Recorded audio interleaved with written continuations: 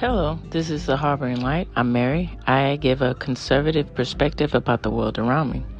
As I like to do in the beginning of the podcast, of the episodes, mention social media. Social media, I will link that in this episode.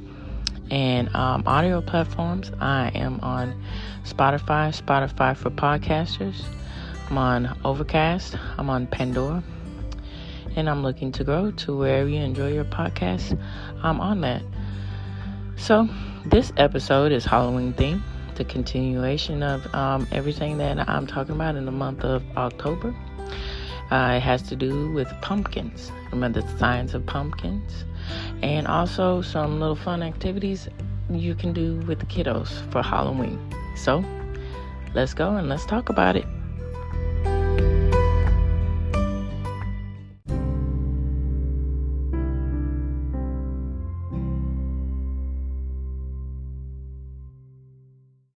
Alrighty, so I'm gonna, spin it, turn it around a little bit with my thoughts, and introduce my thoughts pretty early in the beginning of the episode of this podcast. I'm gonna talk about science and my thoughts about science, and then I'm gonna talk about different thoughts throughout the episode of this podcast. So I'm gonna start out talking about my thoughts about science. I think science is a really good vehicle to help understand and see things in a different perspective about the world around us.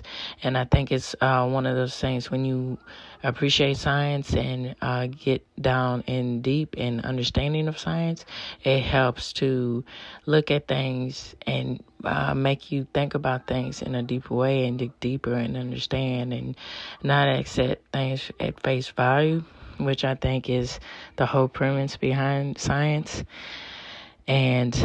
And this is all of these thoughts of my perspective of why I want to talk about the science of pumpkins and everything else in this particular episode.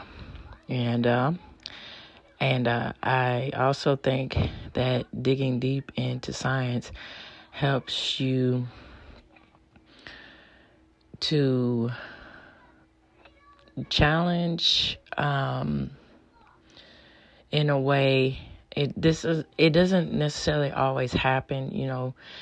It's unfortunate. It's at times when people believe in things deeply, it's hard for them to change their minds. There's a different perspective about it, or different evidence to prove otherwise. But I think for the most part, if you have a good attitude with the perspective of science, it can help you appreciate and accept other points of views. So let's talk about pumpkins and the science of it. Pumpkins are fruits of different species of the genus Cucurbita and are an important source of carotenoids. So for those who don't know what carotenoids is, it's an organic pigment that produces yellow, orange, and red colors in plants, vegetables, and fruits. They are produced by plants, algae, bacteria, and archaea, and fungi. Carotene is the major carotenoid in most species, with concentrations greater than 70 grams, and other important carotenoids have also been noted.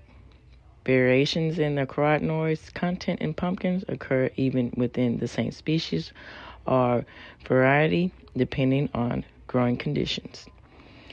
The maturing stage, or harvesting and post-harvesting treatment.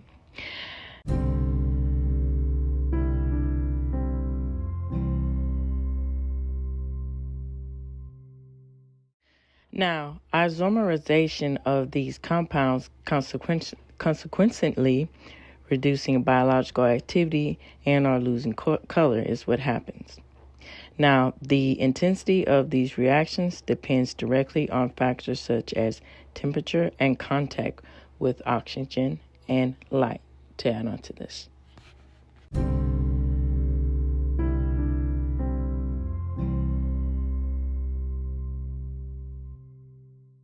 going to talk about some more science, part of the pumpkin, but I'm also going to put some cultural aspects into it and everything else with that. And, how, as far as cultural aspects of it, how the pumpkin is celebrated in different cultures and everything else. And I think that's, to add on to it, that's another important fact of how to really understand the culture with the foods that they eat and everything. And I think that's a good stapling point of connection and unification of people and of society. So let's talk about this. So the fruits mature in early autumn and can be stored for a few months in a dry place, well above freezing temperature. Now, all right, in the United States, pumpkin pie is a traditional Thanksgiving and Christmas dessert. Canned pumpkin is commonly made from muscata, and, the muscata traces of that.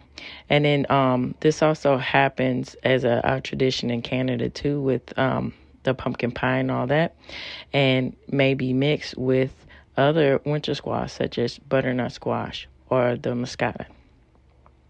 Now, in Europe and South America, the pumpkin is mainly served as a vegetable and used interchangeably with other winter squashes. So let me add on to that with the pepo, which is the common field pumpkin. In some places, pumpkins are used as Halloween decorations, jack-o'-lanterns, to be exact. The seeds of all pumpkin spices are edible and are commonly roasted in the U.S. and are known as pepitas. All right, so some varieties of, there are some varieties, and different varieties of the pumpkin. And they're also known as Cushaw pumpkins, I believe, the pronunciation of that. Or silver seed. They're of the silver seed persuasion of that, and is a species of winter squash originally from the south of Mexico.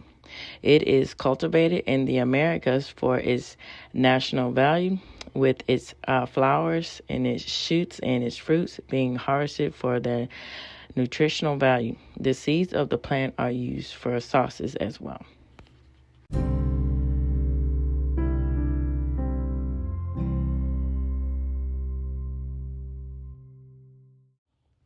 Okay, so now this is the section to do a fun activity with the kiddos for Halloween. And I think it's never too early to get your children,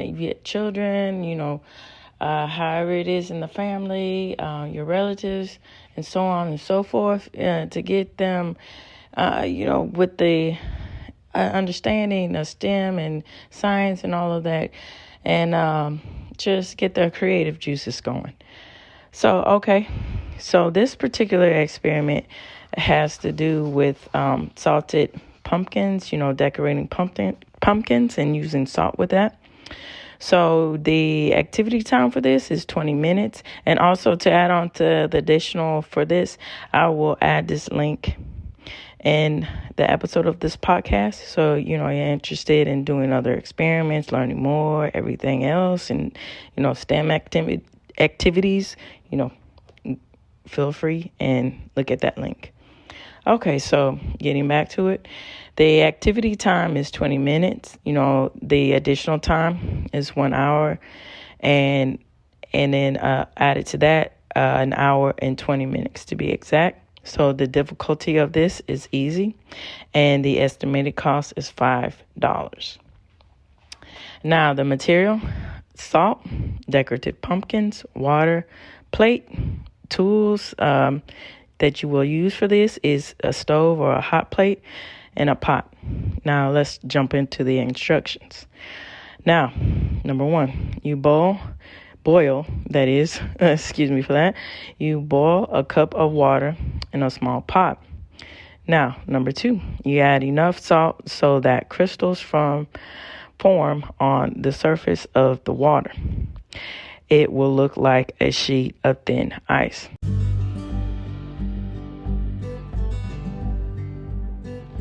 Now, number 3, you remove the water from the heap. Now, number 4, place your pumpkins onto a large plate. Number 5, pour the salt water over the pumpkins, making sure some of the salt at the bottom of the pan is left on the top of each pumpkin. Now, number 6, you set the plate in a dry location and wait for a few days until the water evaporates. Now, number 7, you examine the remaining crystals left on the pumpkins. Okay, so getting to number 8 and 9, which is the last instructions. All right, so number 8, if you've done the salt crystals, leave or salt crystal apples, you can try to compare the pumpkins to apples, salt crystal apples, if you want to do that, and see if it has a different experiment or a different, with the experiment, a different appearance. Now, lastly, number 9, why would the crystals form differently underwater in the dry conditions? So what this is saying, from what I gather, writing your observations, detailing that, what have you noticed, and, getting children to think critically about what they see and what they observe. Alrighty, so that does it for that. And that wraps up the Harboring Light. As I like to say, tune in and turn up.